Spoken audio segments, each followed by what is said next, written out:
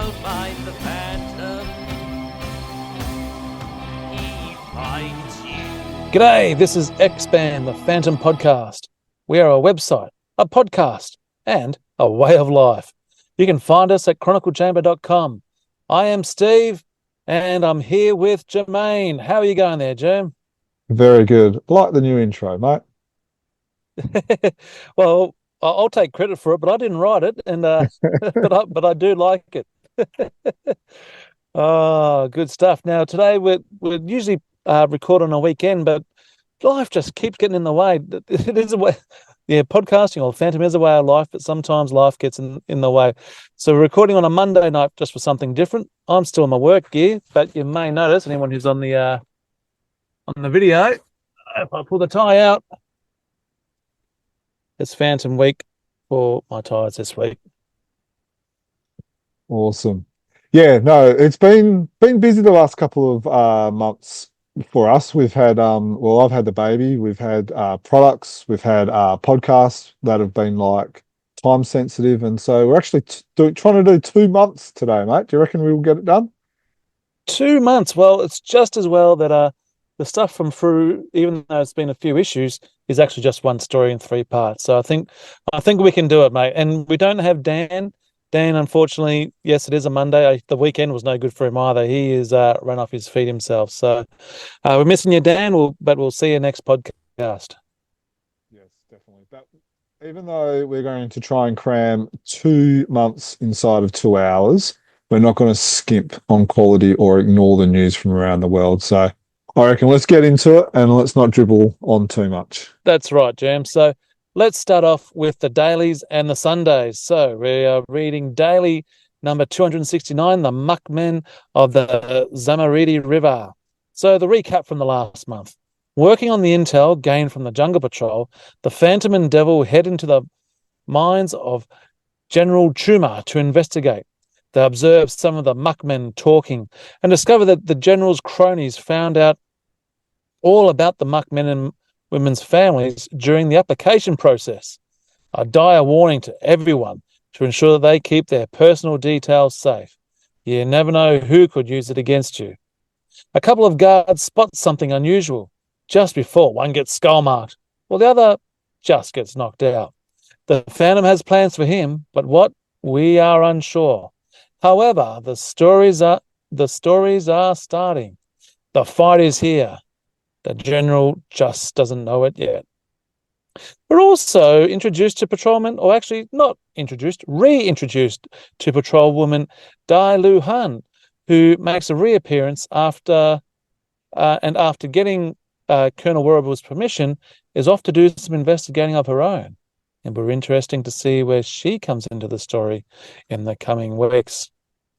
Rightio, Jim. What do you reckon, mate?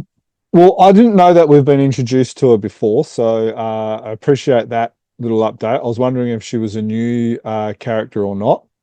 Yep, I wondered the exact same thing, so I did a little bit of a search, and yes, she was in the Commander Will See You Now. Okay, that's good. So that's according to Phantom Wiki. Yeah, and that's never wrong. So that's good. I love the title, The Muckmen. But I also like the fact that the story starts off straight away in the action, like we get the action, get the bad guys disappearing, which has got the Phantom elements and all that type of stuff in. And then once we've got the action, then we kind of play catch up and we learn what's happened. And now we're almost like back to where we started. So I do like that, because if there's been one criticism of Tony DePaul's writing, is that sometimes he can take too long to explain us getting to a point. So with the story created like that, it allows us to kind of have some action before we get to the explanation, which I think those who have complained about it, I think will enjoy that change of pace. Yeah, absolutely. And it's like it's a play on the arm for those who come in late. They do address it somewhere within the first couple of weeks. I can't remember what the narrator, who's often personified as Lee Falk, actually says, but yeah, I thought that was a nice twist on it all. Yeah. It just, I don't know. It works in this story. I'm not sure if it will work in every story. Oh But no, you couldn't do it all the time. It will get old. yeah, it would. Yeah. But it's a good way of changing things up. So yeah, I'm intrigued of where this story's going. It feels like we're still setting up everything. And then the other thing that I wonder is this going to be a standalone story, or is it going to be like a ongoing series of stories which we have seen in the past? Well, that's a good point. Has this General Trimmer ever been seen much before?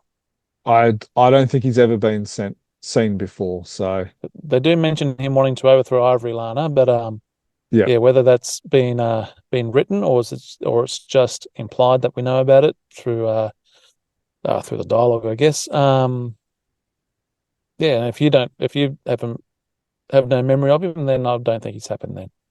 Well, to be fair, I didn't remember the patrol woman or either, so I can be wrong. You do have baby brain. But yeah. It's taken up your encyclopedic, not your photographic memory. Yeah. But there's a lot of phantom elements. I love he's in the shadows, he's not being seen. And I think it was shared on the socials the other day about the stories, he doesn't have to do much work because the stories will do the work for him. Mm. This panel here on the 2nd of August is really like that one Oh, of devil Devil coming out. jumping. Yeah. And it was this one here where, Tony DePaul talks about turning the ring around. So you actually see the Phantom punching someone, With his left hand, nonetheless. left-handed. Yeah. Mm. Still knocks him out. Although I have a bit of a theory now. If you look at this panel, so we're talking about the 5th of August here, right? I wonder if this was a mistake because if you read it, where this one's going, I don't want him skull marked, but he's Yeah. punching left-handed, so he was never going to be skull marked. And then you see him turning the ring around, which has got the good mark on it. So I wonder if this was accidentally where he should have been punching with the right hand, and then he turned the skull ring afterwards. So Mm. I think it works either way. Like, you're not going to punch someone with the good mark and leave the good mark on his chin. Yeah, don't know. Maybe just he needed to make sure he got up, a few hours earlier. So just hit him with his left rather than his right. yeah, Like but then 5 hours rather than 10. this person here on the 6th of August has got a skull mark. Yeah, one gets So, skull marked and the other doesn't. I guess because That's how the stories are starting and so germinating. so it looks like they were fighting each other or something. Something. Yeah. So interesting. And then when you're talking about the phantom elements, this was the one here that we talked about, which we shared on our social medias, which is we're talking about the 9th of August here, where this native Bengalian talks about, I heard a story once about the mark of this man. I think the fight is already here. The general just doesn't know it yet. And I think that's very well done because there's going to be people who are going to be reading this who are going to be new to the Phantom. And just these little elements teaches these newer readers on who the Phantom is. Yeah, absolutely. And I like there's just little subtle hints that there's differences between the tribes and what have you, because the Phantom knew who this other guy was by his Yep. accent. He knows where he's from. He knows what part of the jungle or what tribe he's from. So it's interesting. I'll be interested to see where that goes in the coming weeks. Mm. One more thing before I'm happy to move on regarding De La Han. I wonder if this little panel sequence here, and again, we're talking about the 14th of August here, where Rubu goes, I like her energy, her ambition. One day will be the kind of officer I can confidentially bring to the attention of the unknown commander. So while he's looking at Colonel Weeks, the unknown picture of the unknown commander, and then himself. So is this a subtle hint that we might see a female colonel in the Jungle Patrol leading the Jungle Patrol? I was wondering the same thing. I thought it was a bit of foreshadowing there, maybe. So next up, we've got Sunday, 197, the Ungraved. So in the last month or so, the Phantom has taken flight to get a closer look at the flying fortress. to see what causes the engine to catch alight. But that remains unseen. As to the Phantom's eye, it happens simultaneously. And who is this mysterious man who attempts to parachute down?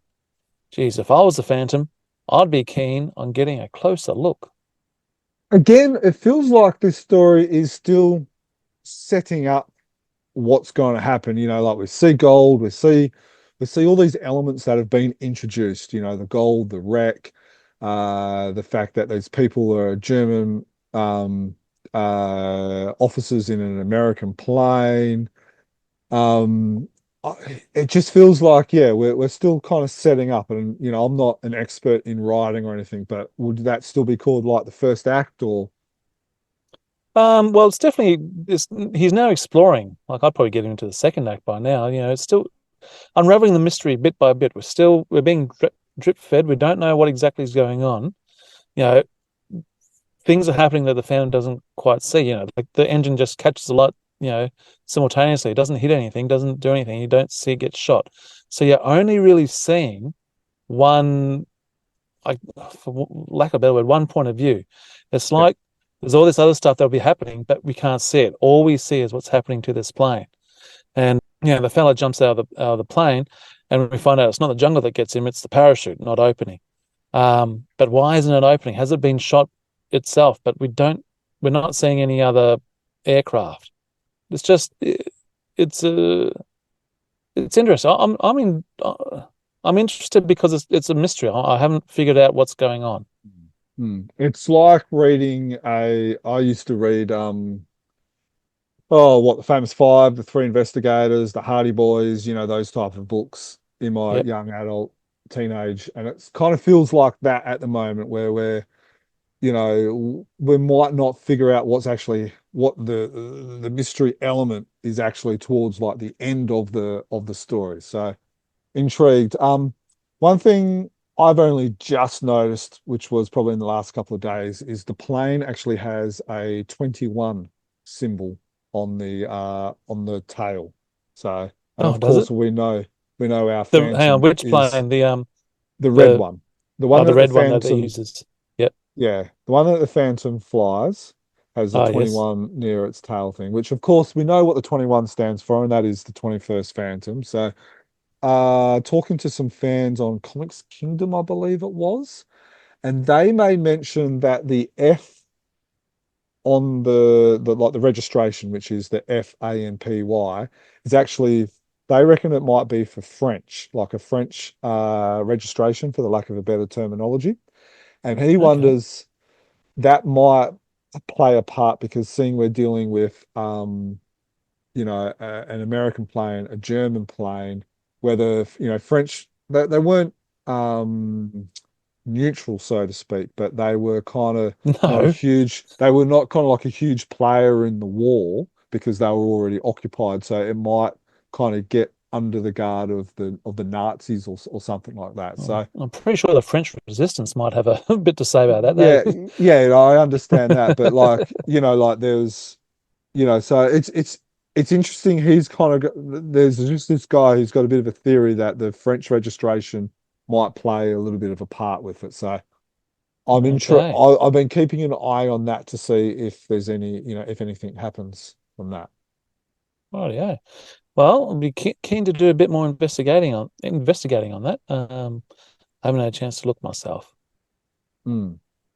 But the artwork's great. I've Oh, I love it. been I've enjoyed some of there's a few panels of Jeff's where the guy jumps out of the plane, and instead of having one panel is like one box, he's kind of split it up into two or three little, so you kind of get like that quick, Get the progression. Yeah. yeah, the quick progression, which kind of shows, this is happening super, super, super quick. So there's some clever animation or some clever um panel play with Jeff that's quite good. But yeah, story's still being set up. I'm intrigued to see where it goes. Hopefully we'll see something. Now we go to our comics reviews here in Australia, and with Frew, we've gotten over the 2000 mark. We've got 2001, 2002, and issue 2003, which is a three-part story called The Devil's Brotherhood. and the different parts are called The Red Staff, Tiger General, and The Final Battle. All stories have been written by Edie Carelli, and Hans Lindahl has done the art. On the first issue, 2001 issue, the cover artist is Jason Polos. In the issue 2002, the cover artist is Boris Kay. And for issue number 2003, the cover artist is Lauren Marshall. And it's worth noting that the next two issues will be the sequel to this story, which were published in last year over in Scandinavia, correct? Yeah, that's correct. So this story, The Devil's Brotherhood, has been a fan favorite for a lot of fans, especially for those older fans who have got it and read it, got it back in the 80s or the 90s and stuff like 80s, I think, that. wasn't it? Yeah. Yeah. Now this has always been one of my most favorite stories. And so when Peter Anderson he created the sequel, as he said, which was published in issue 20 and 21 from last year. So happened that Dudley was going to publish this three-parter. Great how everything aligned, and then it's like, well, we might as well publish the sequel as well. So it's really good. For those who are interested in original cover art and stuff like that as well, Lauren Marshall and I believe Jason Paulos actually have the original cover art for sale as well. Boris, I believe, has already sold his.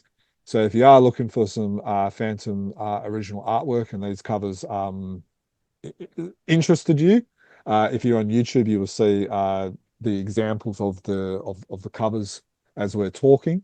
So, get in contact with them and look and purchase them. Fantastic. So, a very brief synopsis. Over the three issues, the Phantom fights the Devil's Brotherhood across Asia, and he's knocking off the generals one by one. Starting off with the Red Staff, then the Tiger General.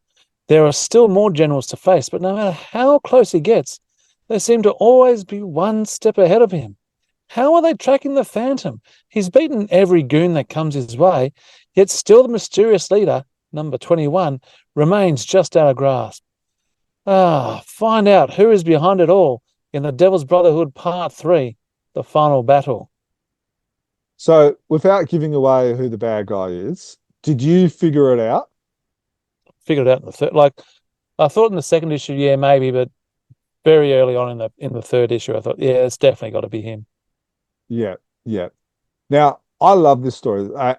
Now, for those who are on YouTube, you're probably thinking, "Wow, that's a very tatty comic."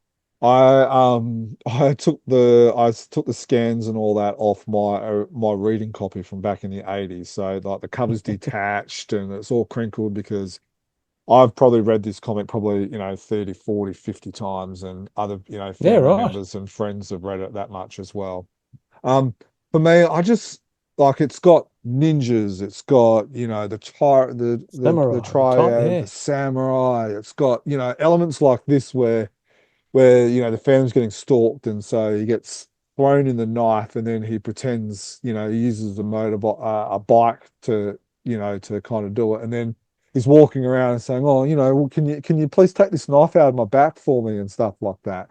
It's just got all these elements throughout the whole story. You got Tea House, and then he's fighting all these bad guys, and there's secret passages, and there's poison, and it's just awesome. So the smoke and mirrors, and they think they got him, but they haven't because he's tricked them, and it's great. When I read the first one, I thought, is this related to the triads? But I thought I better go back and read that. But I've been flat out and haven't had a chance to go back and read it. But it's really on that sort of style of story, the Asian gangs and that sort of stuff. Yeah, and like the artwork, like this one here on in the first issue where you've got the Phantom doing a somersault over a speeding truck and stuff like that. Like, Hans Lindahl's is in his real sweet spot, and it was originally intended to be black and white, so there's a lot of darkness involved in the colors, and which is Hans' forte. Yeah, it's just look, really enjoyed it. I remember reading this, and when I started reading this was when I first read it, the Ninja Turtles were around as well. So, you had the Ninja Turtles, you had this, and so, like every kid, you want to get a samurai, and you're learning about the katana and the the long sword and the short sword and stuff like that, and the poison. So it was. I have great memories reading this as an impressionable, 10, 12, 14-year-old, and then as a sub 40-year-old, I still am brought back to my childhood enjoying this story.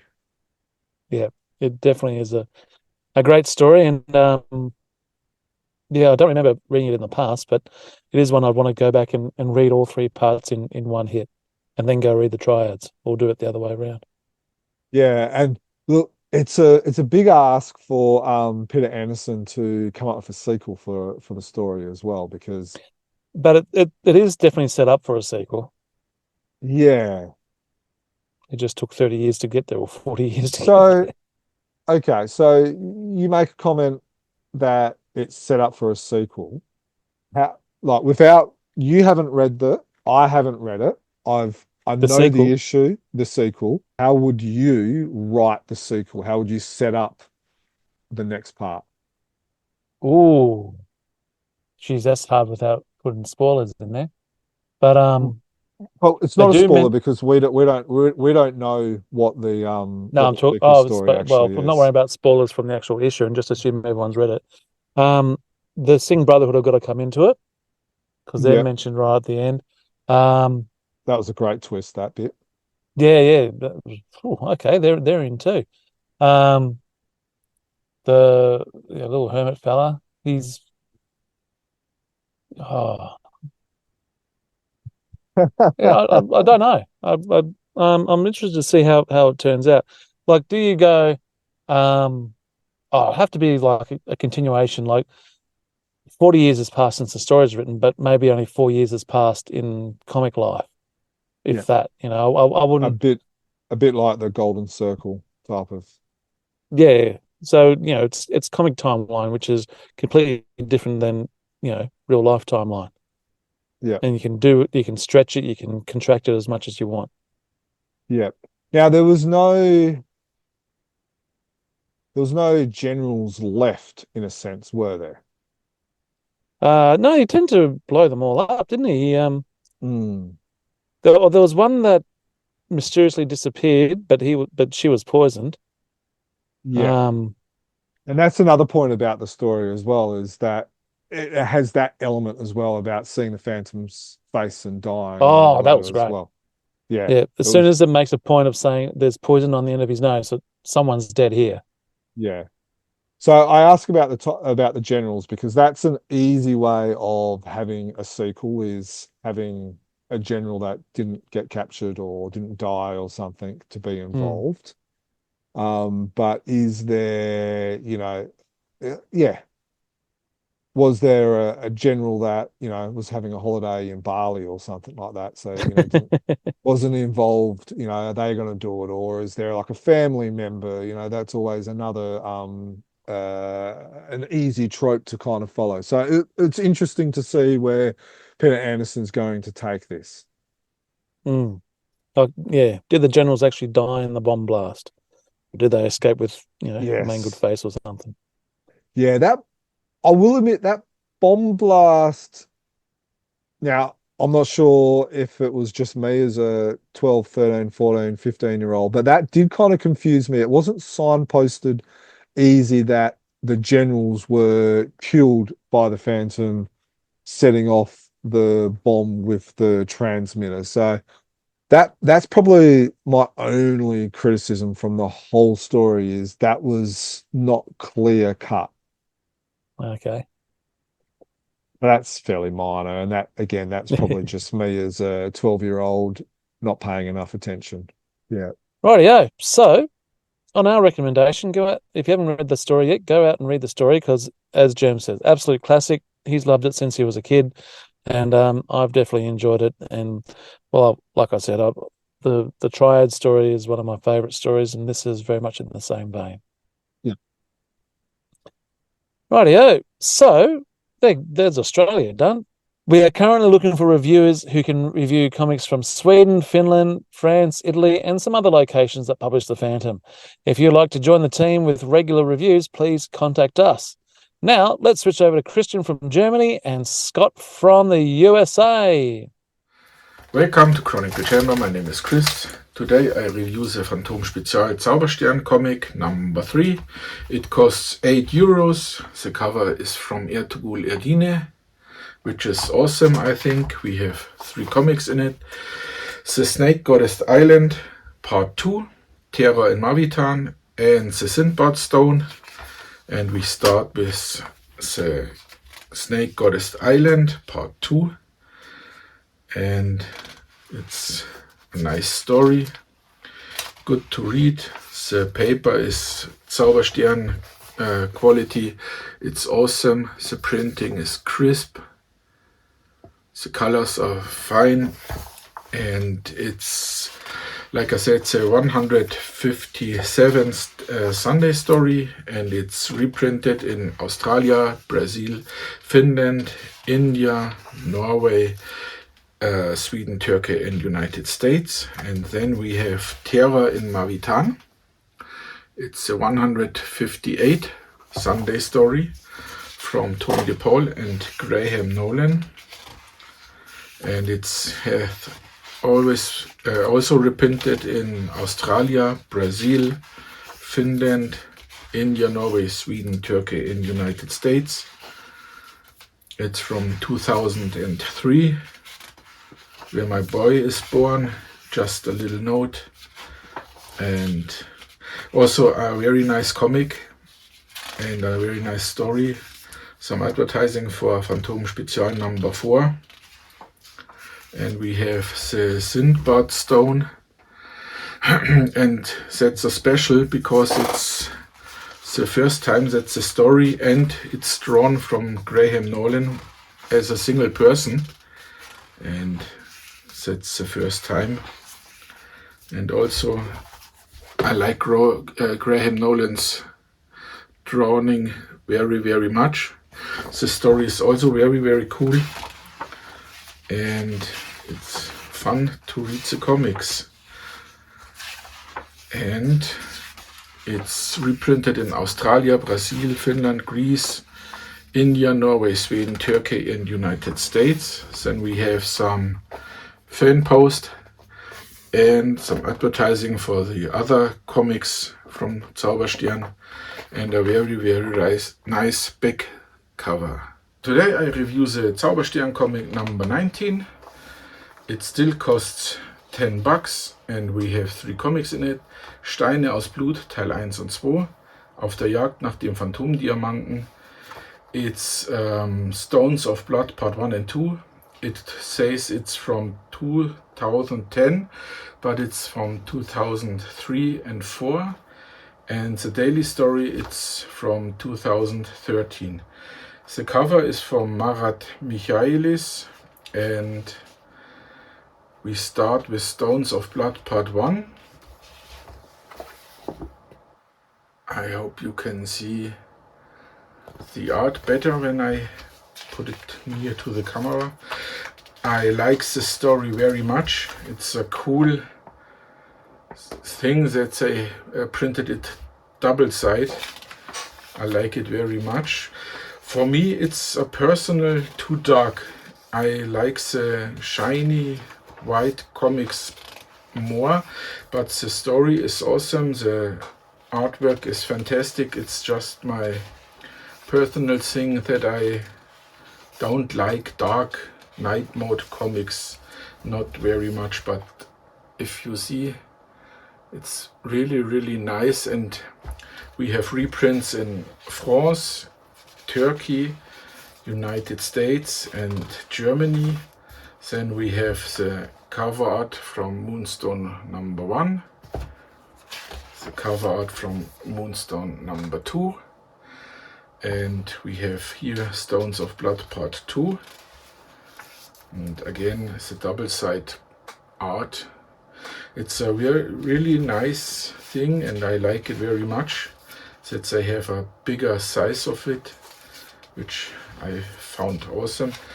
The second part of the story is also reprinted in France, Germany, Turkey, and United States. Then we have some advertising and a cool middle poster. you can pull it out and don't destroy your story. And like I said, I like the story very much. It's a cool story, and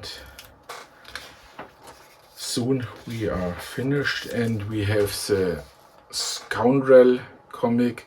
It's a 238 daily story from Tony DePaul and Paul Ryan, which is also an awesome story, and I like it very much. And it's more shiny and lighter than the other comics, which I prefer more. But all in all, the comic magazine for $10 is awesome. The paper is awesome. The printing quality from Zauberstern is really cool and sharp and crispy, and it's fun to read the comics. And then we have finished this magazine. We have some fan post and some advertising and the back side. The next magazine comes out in August 2025. Thanks for watching. Welcome to Chronicle Chamber. My name is Chris. Today I will use a Phantom Spezial Zauberstern comic number 4. It costs €8 and we have 62 comic pages, and the cover is from Ertuğrul Erdine, who has painted the Bastei covers in the 80s. And we have Das Geheimnis der Wikingerfestung, the Viking Fortress Mystery from 2004. And it's released in Australia, Brazil, Finland, Greece, India, Norway, South Africa, Sweden, Turkey, United States, and now in Germany. As 11th country, we get this awesome story. And I like the Spezial comics from Nolan very much, and we have the second story already here. It's a Sunday story from 2004 into 2005, released in Australia, Colombia, Finland, Greece, India, Norway, Sweden, Turkey, and United States. It's also an awesome story in it, and I like this story very much. It's the best in the magazine, in my opinion. And then we have the third comic strip, die Prinz Rex Verschwörung from 2005. And it's released in Australia, Brazil, Finland, India, Norway, Sweden, Turkey, and United States. Also a Sunday comic. And it's part 1 here, and part 2 is in the Phantom Spezial number 5 comic. And then we have some advertising here for the Zauberstern Verlag. And we have the back cover. And we're done. Thanks for watching. My name is Scott, and today we are talking about the final issue of the Defenders of the Earth series at Mad Cave Studios. This is Defenders of the Earth issue 8, the finale to the first run in this installment, but we are getting a teaser that there is more on the way. Let's check it out. Defenders of the Earth issue 8, the final issue, was written by series writer Dan DiDio, with art by Jim Calafiore and colors by Wancho. Carlos M. Manguel also did letters here, and if you've been reading this series, this issue picks up right off of the tail end of issue 7, which is part 1 of the grand finale. This is part 2. Massive spoilers ahead. There's really no way to avoid us, but the end of issue 7, Flash Gordon, Rick Gordon, and Kashin hopped in a rocket and they went to the ice station that Crotan is from to try to stop this war as Crotan's army invades the 7 nations. Starts off right on some action beat where the missile or the rocket they're in has a missile coming right towards it. So we see this, exasperated expression right on the opening page. It is a cool starter, just throws you right into the action. It's a great way to start a final issue. As they're, talking about, what do they do? Panicking about it. We see the rest of the cast. Here's Kaishin. Here's Zuffy, who's also with them. Missiles getting closer and closer, but Flash Gordon remembers he has a solution to this. So, we have this back and forth. The colors here are pretty cool because, you have this alert and alarm system going off. So what started off as blue then becomes like this red. That's kind of neat. That cascades over everything. And then we have our paneling that culminates into this explosion here where we see our heroes have jumped out on sky skiers, which were stashed in storage that, Flash was planning to give to his son Rick as a birthday gift. The gift doesn't last long because these things, can't really work in the ice. They crash, throwing everybody off the vehicle, beat for beat.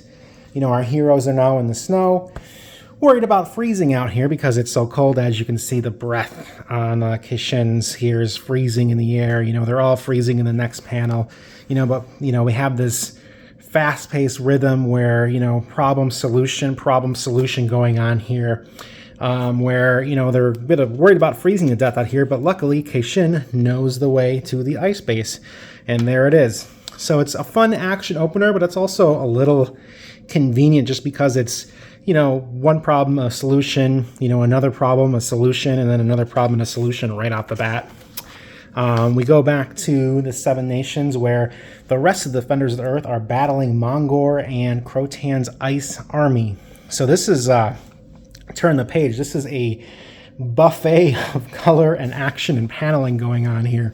We have Lothar, screaming about, what's going on up here. We have, the Phantom, Mandrake, and Jeddah, who is now the new Phantom. If you read the last issue, she has been granted the power of the 10 Tigers, and she is easily taking these ice soldiers to task. The Phantom is, worried about her, and we have this little back and forth between the Phantom and Mandrake about how, even though she's got the Phantom powers now for this Defenders of the Earth series, our old school Kit Walker is, he's worried about her like a father would be for a daughter. So, he's channeling his worry into anger and frustration, and we see him punching a ice soldier himself. And Mandrake kind of comes in with a witty comment there saying, if that works for you, I fully support it.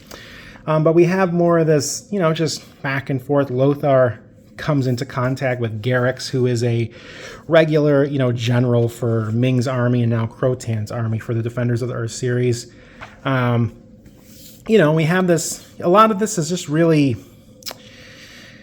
functional dialogue here in terms of leading us through the action, as they're battling their way through Mongor and these ice soldiers, and the problem is they're on the losing end because we have an endless stream of ice soldiers. We really don't see them being overwhelmed in the art and the paneling here, but we read about it in the dialogue.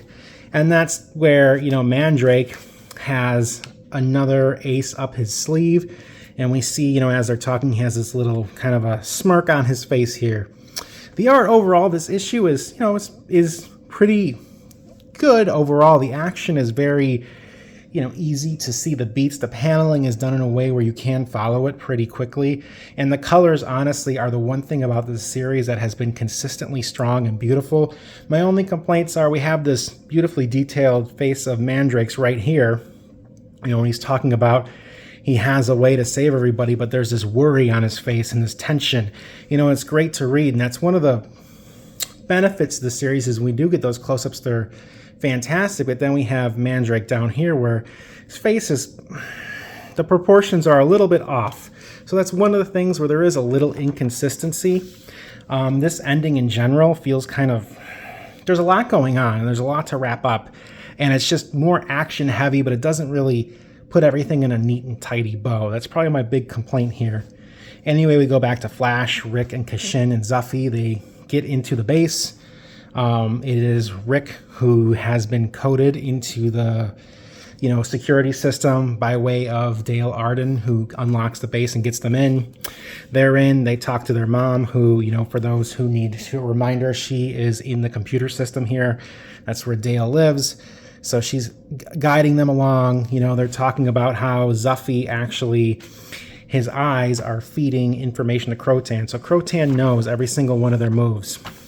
And that's when we get Crotan himself appearing before them on the TV screens overriding where Dale was. And, we have another trap. They're being gassed. While they're, down and out, we see Flash coughing. Kei-Shin, this is where Kei-Shin has his big moment. He's been training with magic, and he uses his magic to dispel the gas, and the doors open. They get out, except for Kei-Shin, who is trapped inside. So there's nothing they can do. And this, honestly, is the cool part of the issue, my personal favorite part. Going back to Mandrake's, ace up his sleeve, the past issue we saw Mandrake giving out toys of himself to children. It's kind of a sweet moment. It was played as kind of a caring, fun moment for Mandrake the Magician, but here it serves a functional purpose. These toys are more than toys. They are a secret army he has been implanting everywhere, and they grow in size, portal opens, and bam. This glory shot. This is probably the best part of the issue, this two-page spread of action as these robots join the battle and help our defenders. And we have nice shots of here's LJ, Jeddah, Phantom, and we have Lothar and Shakara watching from this little panel in the corner here as Mandrake's army takes everybody to task. It's kind of fun to look over this because you have Mongor, the giant serpent, in the background. More action shots. Here they are taking care of Mongor. And then we go back to the real part of the issue here, the final tidbit to piece together. So Rick is being strangled by, this other part of this trap Crotan's put down for them. It's kind of unclear what this thing is here. I'm not quite sure if that was supposed to be a mind-controlled Kei-Shin or just some kind of robot ice soldier from when Crotan in an earlier issue was turning humans into soldiers. But we have this battle, they're fighting. Crotan is monologuing about how he mind-controlled Flash, and, we have this conversation about how he tricked Flash into thinking he killed Ming, and now Flash knows it wasn't. He was mind-controlled. They battle back and forth, and as they're fighting, we have kind of a, flame sword battle here that ends with Flash, coming in and taking care of business with the help of that ice soldier there who actually snaps Crotan's neck. So we have this, banter, and then it's really, this ice soldier here. You can see the snap here. It's kind of off panel. So Flash is intact. He's not a murderer, but he is kind of on the verge of it. We see his anger here, especially in this panel where he's, about ready to take Crotan to task. And we see the reverse here. It is kind of a nice juxtaposition, this shadowing effect on both of them, in different parts of this sword battle here. But the base itself is going to go nuclear, and they have to shut it down. And that's the last emergency. And the last real point of tension is if they shut this base down, they kill Dale Arden, or at least her consciousness that's in this computer. But there's no way around it, and so Flash, Rick comes in here. He doesn't want to do it because he's going to kill his mom, but Flash does what they have to do to save the Earth. And so we have this brief moment where Rick is upset, but we know that her consciousness, as we find out from the dialogue, is in two places. Dale's signal, it's still active, 2 locations, right there from Kei-Shin, who is now using crutches. The action is open for now, but this is where we end on a cliffhanger of sorts. The series is over. The 8-issue mini is completed. We see this coming soon, Defenders of Mongo, ?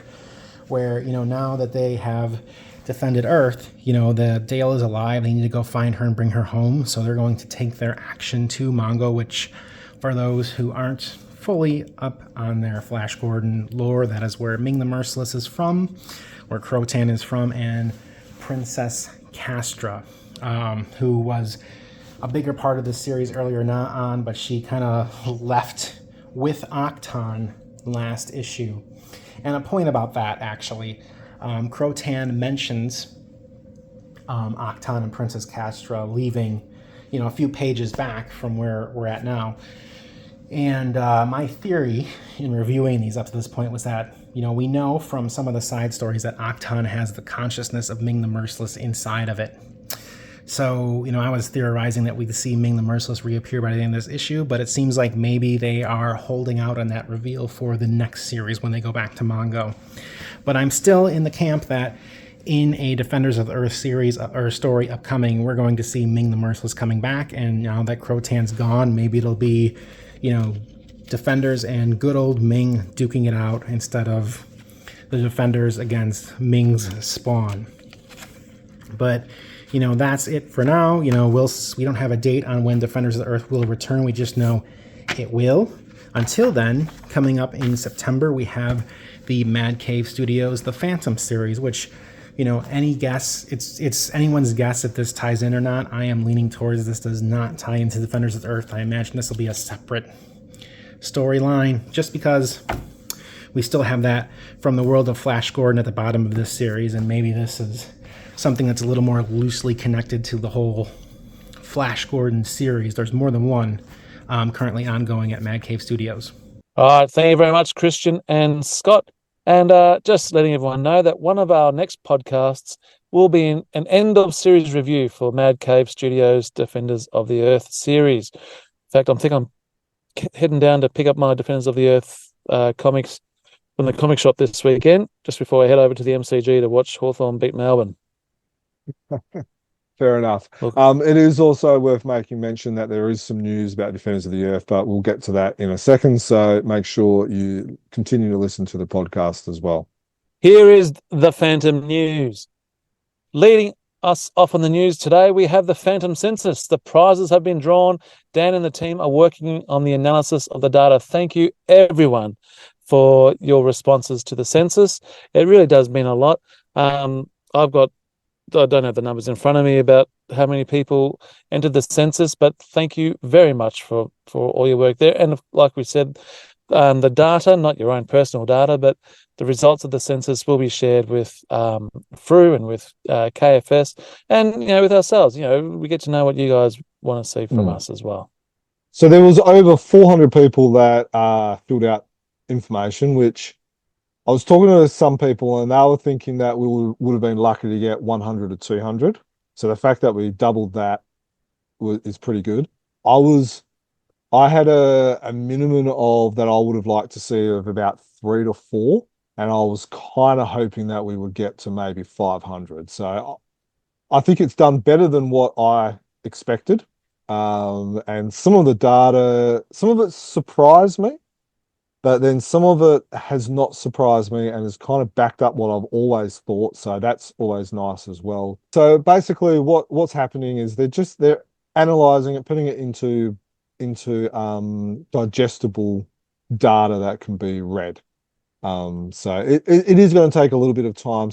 And we will post some of that up on the website as well for those who are interested as well. So so please bear with us. It does take time.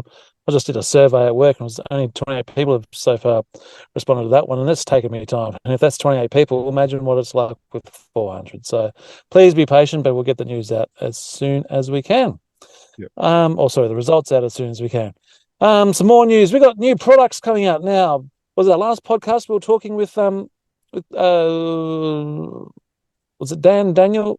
So that was two podcasts ago. So that was 312. 2 podcasts ago. We're talking with Daniel from Saturday Morning Cards, and we now have an Australian distributor. So if you want to get your hands on these Saturday Morning Cards, and you don't want to pay the shipping expenses from the USA, then please email SaturdayMorningCardsAUS@gmail.com. Not only do they have the Phantom Saturday Morning Cards, but also a selection of the other ones. Pretty sure there's Matt Cardona, the wrestler. I think was there Inspector Gadget, I think? Inspector Gadget. I think there was also going to be some Stan Lee ones and the Rocketeer. Did he get a mention? I think so, and maybe a Tigger one or something as well. So there's a nice selection. Obviously our audience will mainly be after the Phantom ones, including the San Diego Comic-Con grey ones.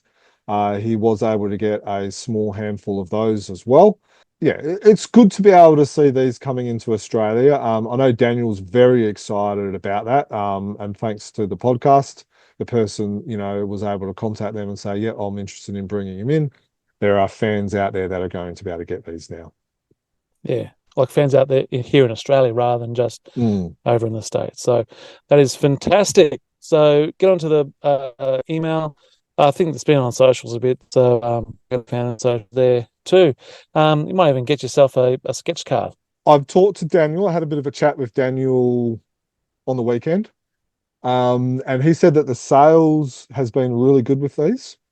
And a lot of people in the States are buying as well. And he's really happy that he's been able to provide some of these for us, for the Australian fans as well. So I think if the sales continue as they are, I get the feeling that we might see a second set, which would be pretty cool. Fingers crossed. But I just wanted to let people know that, the sales have been good and he's been very happy with them.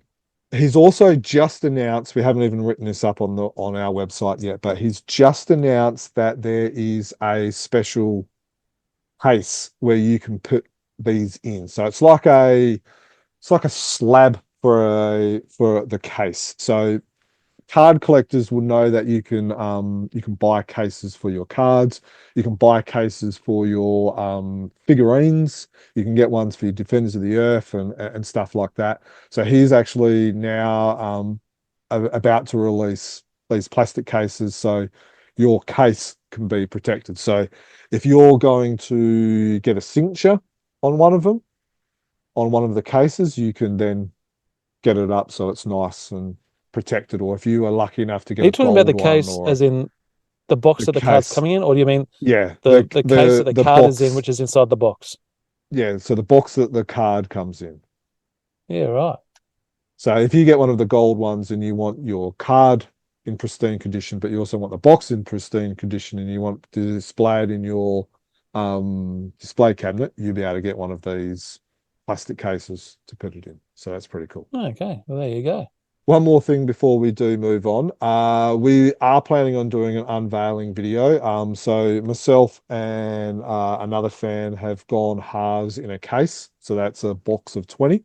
And we will be doing a live video either on Facebook or Instagram, not quite sure, probably Facebook, of us going through and opening some of these up and stuff like that as well. So not sure exactly when that is, but we will try and do a bit of a let people know. So if you are still umming and ahhing it, or you wouldn't mind watching two middle-aged guys opening a bunch of toys, that might interest you. So there might be maybe 4 or 5 of yous out there.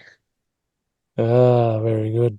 Yeah, well, it's not going to happen anytime soon. They're not in the country yet. Got to wait till you get them first. It'll be at least 2 weeks. It'll probably be on a weekend or on a Monday arvo or Tuesday arvo or something. And it'll be at least 2 weeks away. Very good. All right, Frew's got some stuff out. So these are the stuff that was coming out over Supernova. So that's all appeared on their website now. So folio number 10, Legacy Series number 1 and number 2. And the Supernova variant cover. Now, I've already picked up the Supernova variant cover. Folio 10 I was keen on getting, and same here with Legacy Series 1 and 2, but then the Saturday morning cards came out and that took my money. The review of Folio and Legacy will be coming out very, very soon. Have you already got the Folio and the Legacy Series there, Jim? Legacy Series, my comic book shop ordered it in. It actually works out cheaper to get your local comic book shop to order it in, because they'll pay for Frew will pay for shipping and stuff like that, Frew or the comic book shop. And because if you buy it through Frew, you got to pay Frew to do it. But if you buy it through your local comic book shop, they give it to you at the recommended retail price. So it's just a little tricky little way of doing that. Good little workaround, that one. Okay. I wonder if it's going to be at the comic shop when I get down there on the weekend. Phantom Men special books are out now. On Forbidden Ground hardcover and the Prince Rex book volume 2.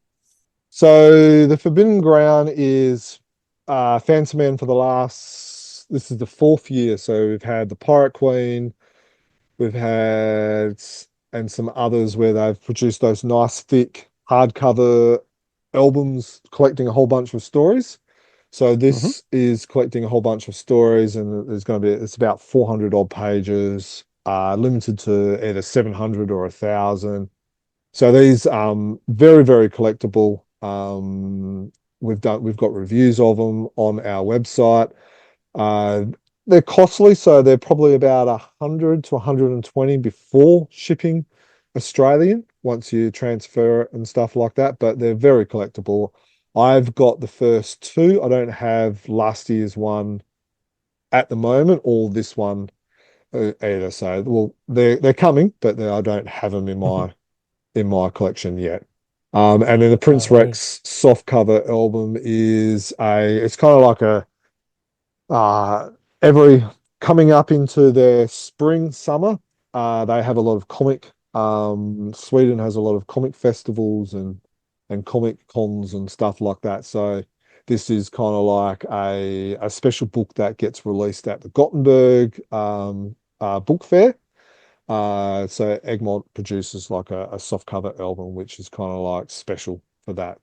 So last year was volume one on Prince Rex, like on him being a child, how he was found by the Phantom and childhood adventures. And then volume two is when he becomes Prince and we see adventures of him being as a prince. So it's nice how you've got the how you got the theme going over 2 years, which I thought's quite interesting and quite clever by Phantom because by the editors because they get to kind of produce two books at the same time. And so in a sense, they don't have to do it this year. So it's very clever that they've done it like that. Very good. Next up, there are 3 new Mythos Editoria books available for July and August 2025 release. Yes, so there's a Cybari one, which we've got our interview in it. So one of our last interviews by Cybari has been transcribed and translated into Portuguese, which is included in that one. Then and then the other 2 are reprints of the Herms comic book series #1, which is the story by Sal Veludo. And then there's the other one, which is the Jim Appario stories as well. So I think those first 2 books were released during COVID and were sold out, and so they're re-releasing them. So it's good to see Mythos still producing these books. Yep, absolutely. Next up, we've got Supernova pin. So this is the purple skull mark pin from Supernova. I've got the silver one, or the grey metal one from a couple of years ago, but now they've got a purple one. How can we get our hands on this purple one if you didn't go to Supernova the other day? It was first released in Supernova Sydney, and there was 1 or 2 fans that kind of did find out about it and have secretly tried to buy out a whole pile of them, but there was still some left over for Sydney. When I brought a small pile, we will be giving some away for future Patreon prizes as well. There were still boxes and boxes. So if you have missed out, you just got to wait until there's a Supernova convention in your home state. If you can't wait, but I'm sure there'll be some that will find their way on Trader Joe Facebook page soon. Or like I said, we will be giving some away as Patreon prizes. So join up on Patreon, support us with everything we do, and you have your chance of winning that, or you have your chance of winning some other prizes as well. Fantastic. Nice little plug for the Patreon. Hero's Journey Workshop movie replica ring set released. Oh, what was this one? Did I miss this bit of news? This isn't licensed, so we will preference by saying that it's not licensed, but they do props and cosplay stuff. So they do a lot of stuff for like Batman and a lot of other type of stuff. So if you're wanting to do like a cosplay, they will actually help you, whether they're sourcing material or sourcing or making it for you for order or whatever. But they produce some very high-end stuff. And in talking to the guy, I can't remember his name. That's really bad of me. But he's been a Phantom fan, loved the movie, loved the rings, and always wanted to buy a good set. Couldn't find a good set on Etsy or the various other places out there, so he decided to make it himself. Now, as I said before, these are not licensed, but the quality is very, very good.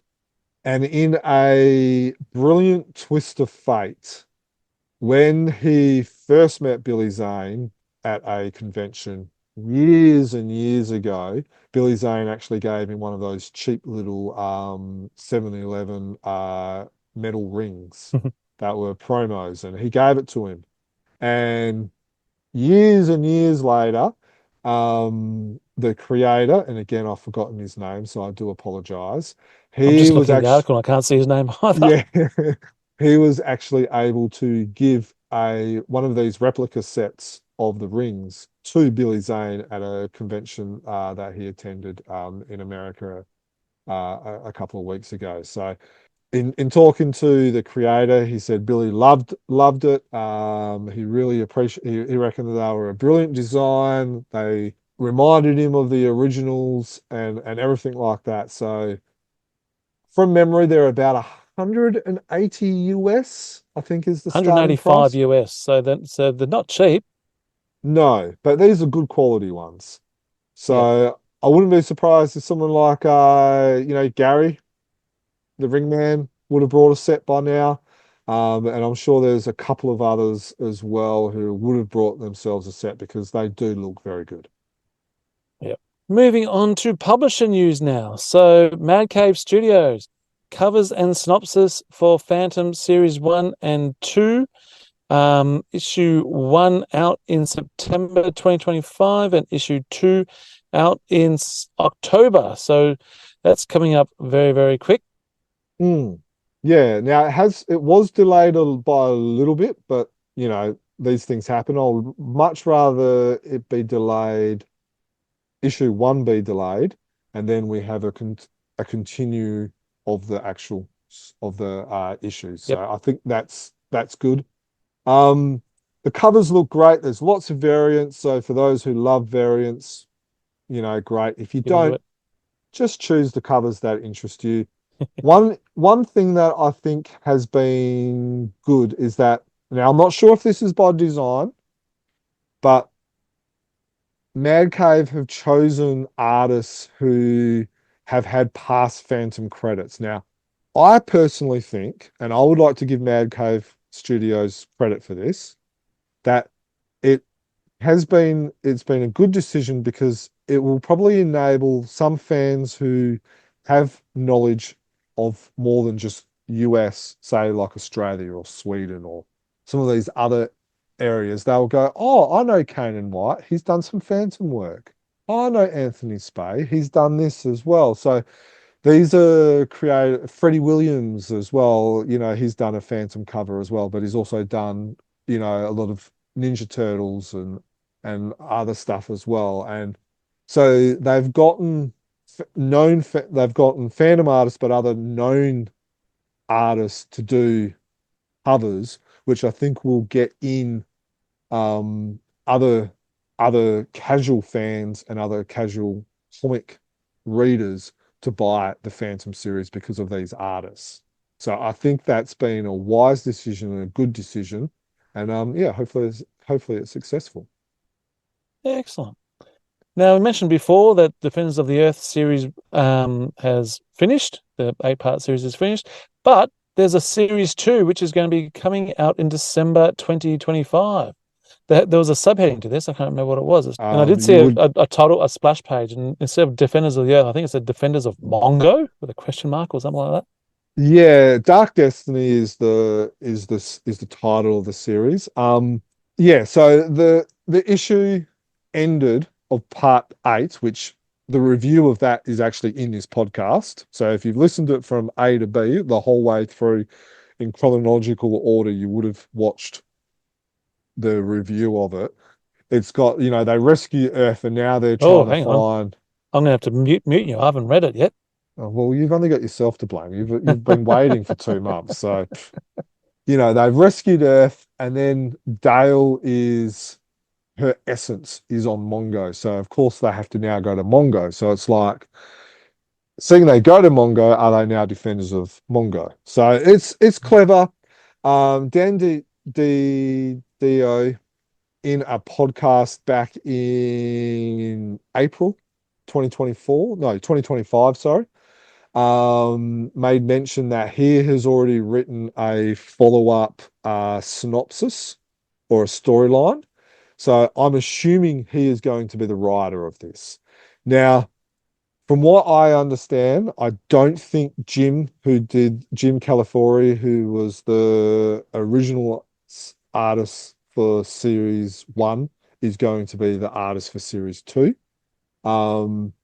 And interestingly, Brett Chauvinova and Sal Veludo were the fill-in artists for issue 6. It'll be interesting whether that was an audition for the ongoing series for Series 2. But keep an eye on our socials. We will let you know when we know more. And we will continue to try and do some digging and see what we can find out as well. Good stuff. And Mad Cave Studios Defenders of the Earth Volume 2 will be out 19th of August 2025. So I'm assuming like that's the trade paperback of the series that's just wrapped up. So they've released 2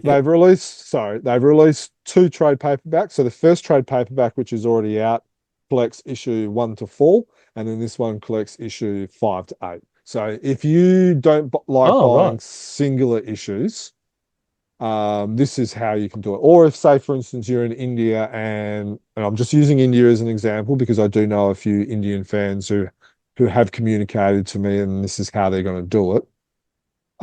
They prefer buying trade paperbacks because it's easier to be able to do that than singular issues. You could now pre-order volume 1 and volume 2, and then you can read the whole thing, and you'll probably be able to get it in time for us to be able to do our full-on review of the first series. Well, I'm glad you cleared that up, because when I read volume 2, I assumed it's like volume 1 was the original series, like the old Marvel series, and that they collected up, and then volume 2 was a collection of this 8-part series. But no, I was wrong. That's okay. That happens sometimes. Actually, can we do a little bit of a tease? So I know this is not on the run sheet, so please bear with me here, Steve. You talked about the original Defenders of the Earth comic book series. I have some news that will be released on our website about that original comic book series, which will be out in probably 2 to 3 weeks. I'm just doing some finishing touches to it, a little bit more research, some never before seen stuff before, so that might interest a few people. So keep an eye on our website. Oh, what have you heard there, Jermaine? My goodness. Rightio. Moving on from Defenders of the Earth, the Phantom is back in Norway. So, was it 1 or 2 issues a year, I think Norway gets, or is it quarterly? I can't quite remember now. Okay, so we did offend a few Norwegians reporting. We or you? Yeah, okay, me. I offended a couple of Norwegians. So let me take a couple of step backs. Norway stopped producing their regular comic book series in 2018, 2019. Since then, they have restarted a yearly Christmas album type of thing. But that's not a comic book, that's a magazine and a trade paperback, a soft cover album. All right. Now, they've been doing that. I think they've started back in 2021, and every year there's been one. From what I understand, there will not be one of those this year in 2025. They had continued a replica series. They called it a Chronicle book. The Swedish watchers of this will understand what I'm talking about because they had their own Swedish version. So what it is, for Australian fans who don't have a clue what I'm talking about, Frew gets the replica issues where they collect issues 1, 2, 3, 4 in a soft cover, and it's kind of set, sold. So Norway was also doing that. Instead of counting backwards like Australian readers, they were counting forwards. So Norway, were producing that, but that got cancelled last year because basically they weren't selling enough issues of that to be financial viable. So there has been a period of time where Norway was not producing comics. They tried to revitalize a couple of things. There was also a 2-issue series back in during COVID, but that was not successful with enough sales as well. And this is all facts. People have said that basically they all stopped because there was not enough sales. So I'm not making anything up here.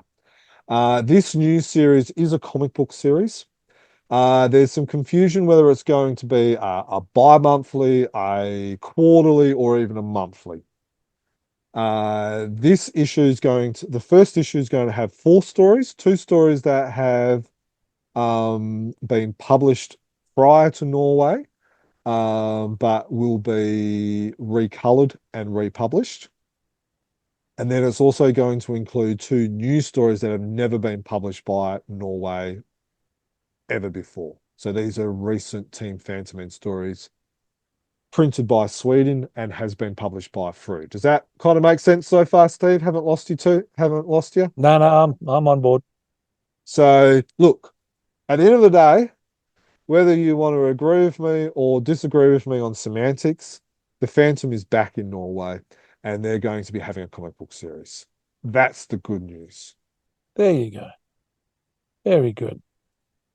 Okay, and hopefully it lasts. So Exactly. Hopefully it lasts. And if there's any Norwegians out there that would like to review that comic book series, please get in touch with us.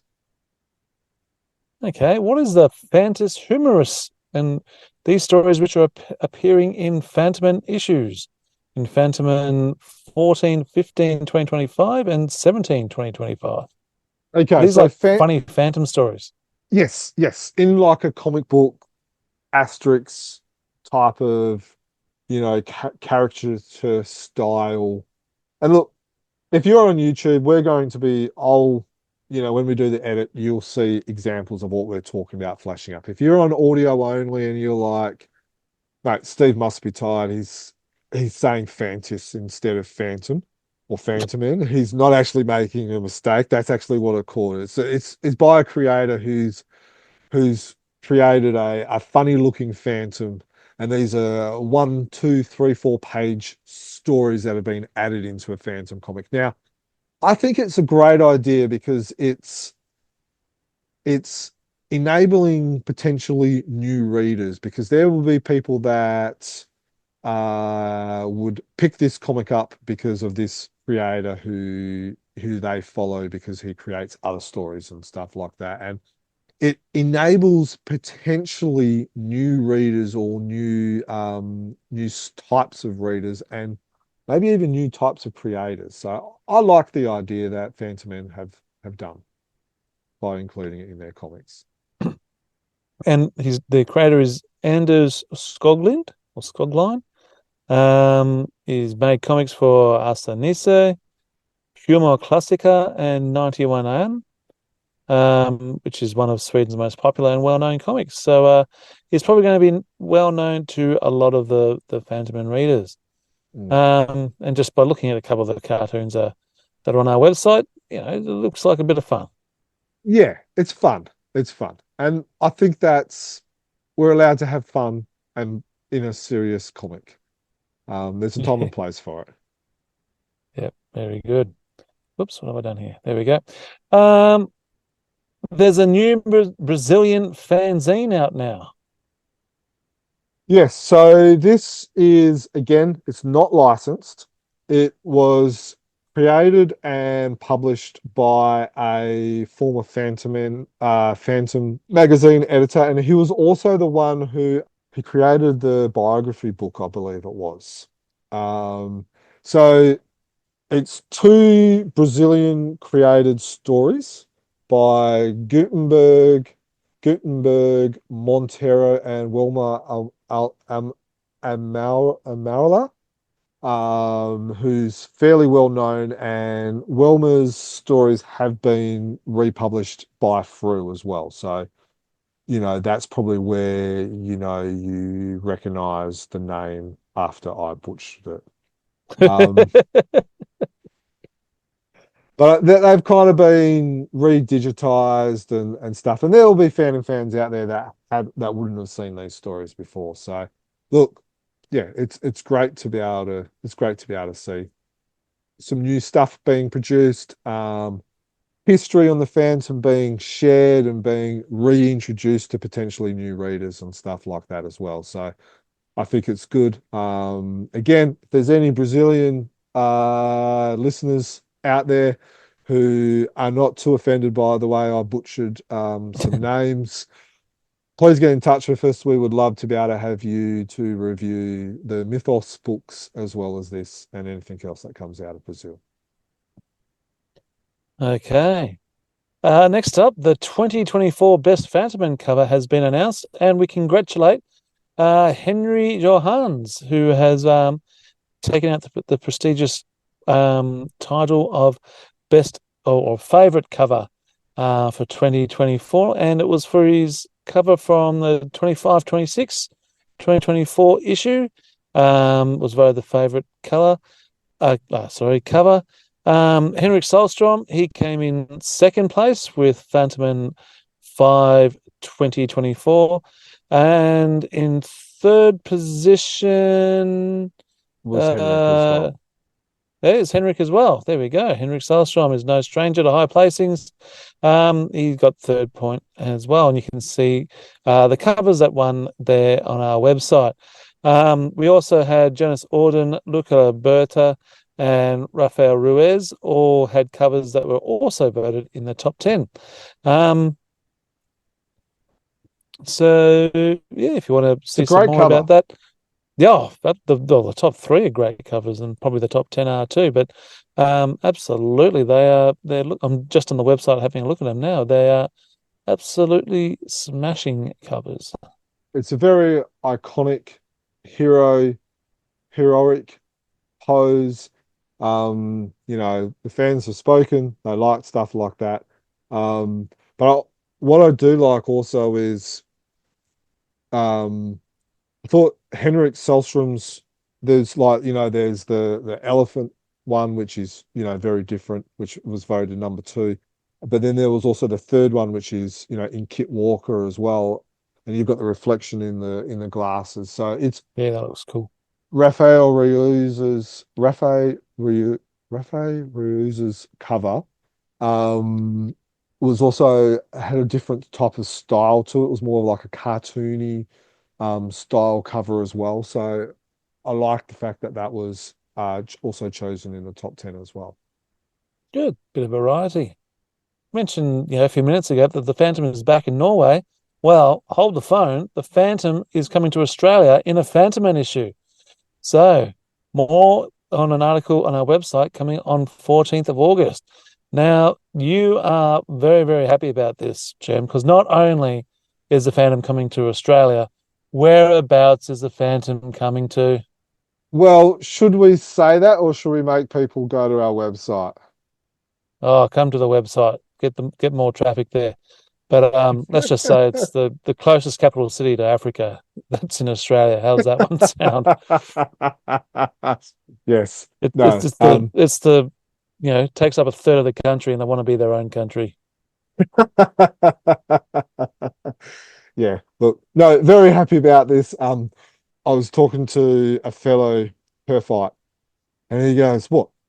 Did he get shipwrecked and get lost or something like that?" No, he just popped over the Indian. Yeah. So no, yeah, look, it's very exciting. In the article we'll have I'm currently negotiating trying to get some preview art to be able to include in the article. So that should be there. That's what's taking the time, is it? Yeah. Oh, so yeah. Look, very exciting news. I would love to be able to see when it comes out to actually have like a local doing the cover when it comes in a Frew comic, because I think it's cheesy, but I think it could might even get some media attention. While we're talking about that, we did an article at the start of the year that the Phantom was visiting, is it the Daintree Forest up in Daintree Rainforest up in Queensland?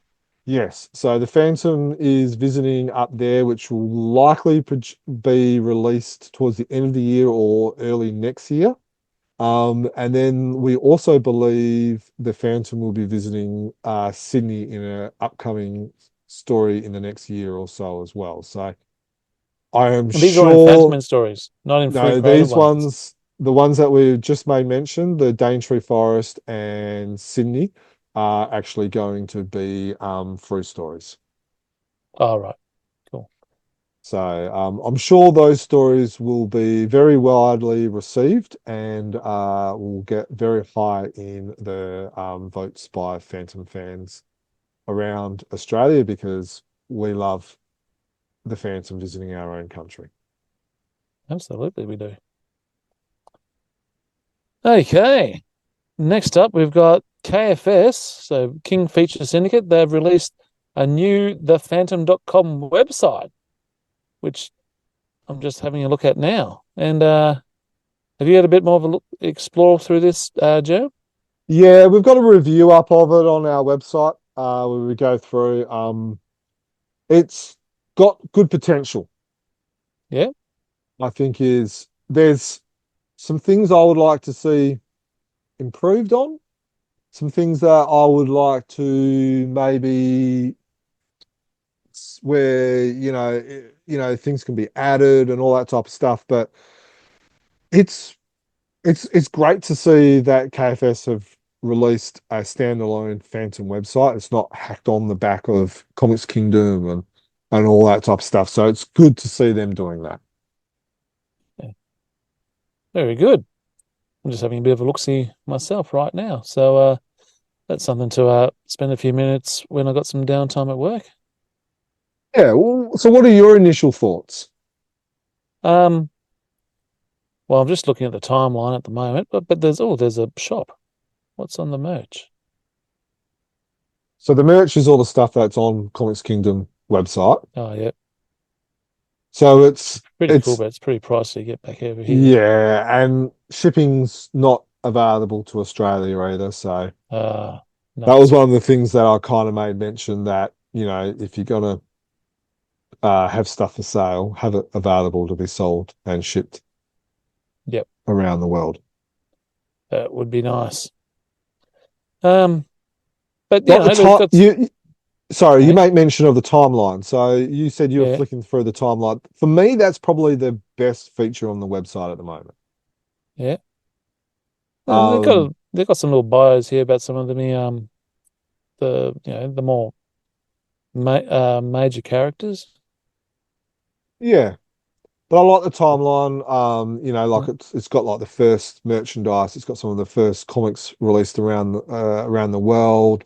So yeah, there's some good stuff there. Look, KFS are very under-resourced and understaffed from what I hear around the traps.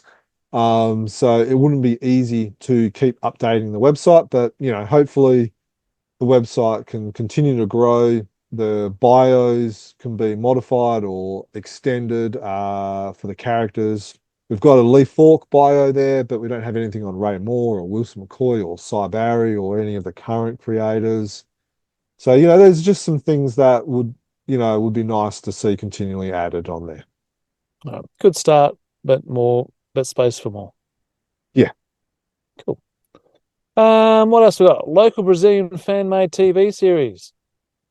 I think I saw a bit of a promo of this. You saw a TikTok Phantom. It was good to see a Phantom out there dancing at a nightclub in his Phantom cosplay. So I did say that we needed Steve you to start doing dancing moves to get into TikTok. You've been replaced. Oh, that's all right. I'll live. As I say to the kids, yeah, I'm not on TikTok. TikTok's on me. It's still on my wrist there, you see. Yeah. So this is a local bunch of cosplayers in Brazil who love doing cosplay. One guy has gotten a Phantom costume made up, and they're doing a TV series. Now, it is fan made. It's not licensed. There's been some liberties. There's been some artistic changes to the costume. It's featuring local Brazilian characters, local Brazilian actors and cosplayers. It is going to be in Portuguese. They have told me that they will be doing English subtitles at a later date. YouTube does do automated English subtitles, so if you can't wait for that, you should be able to get a loose translation as you watch it.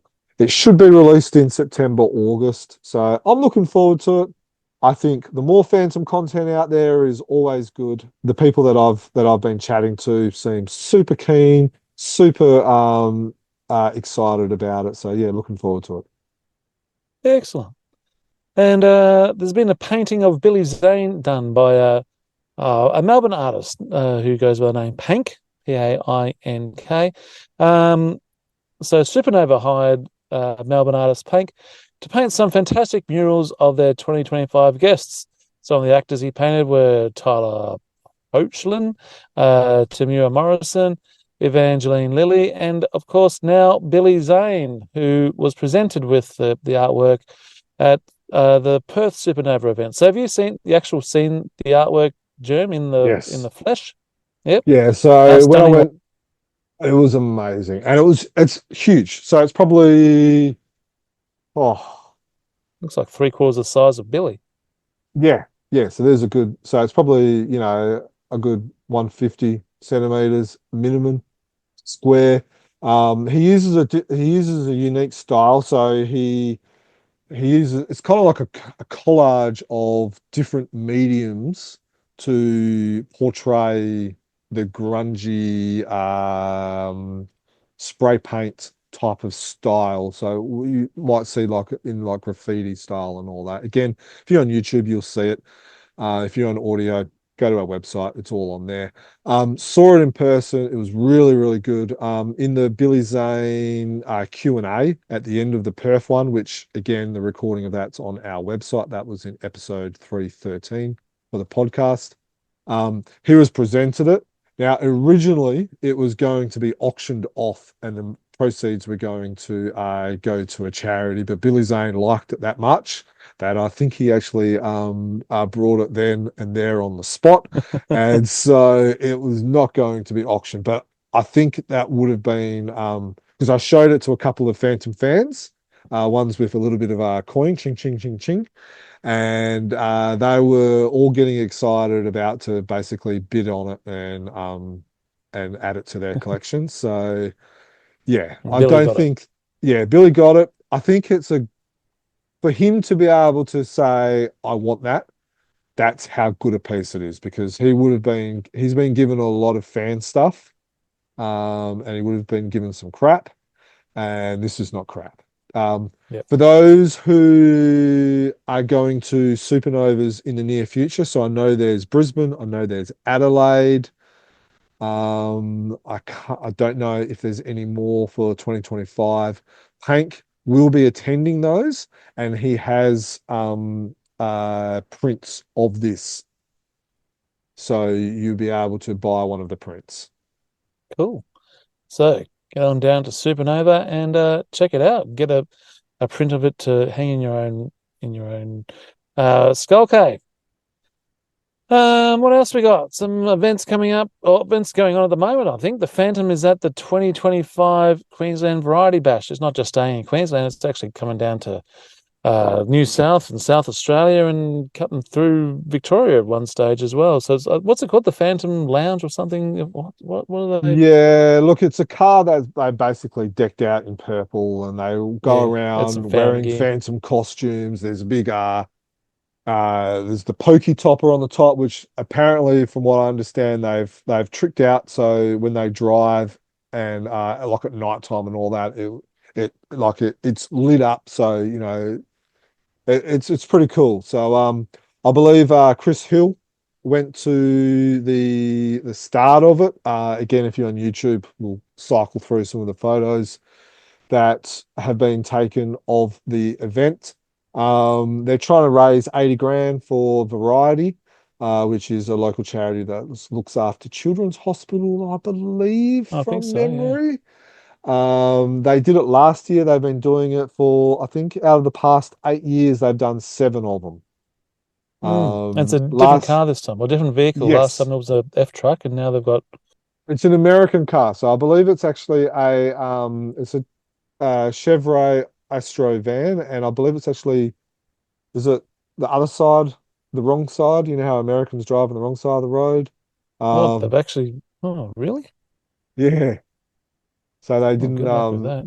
they didn't convert it. So it'll be interesting how that goes. Oh, that well, drive safe then if you're listening to the podcast, and even if you're not listening to the podcast, drive safe.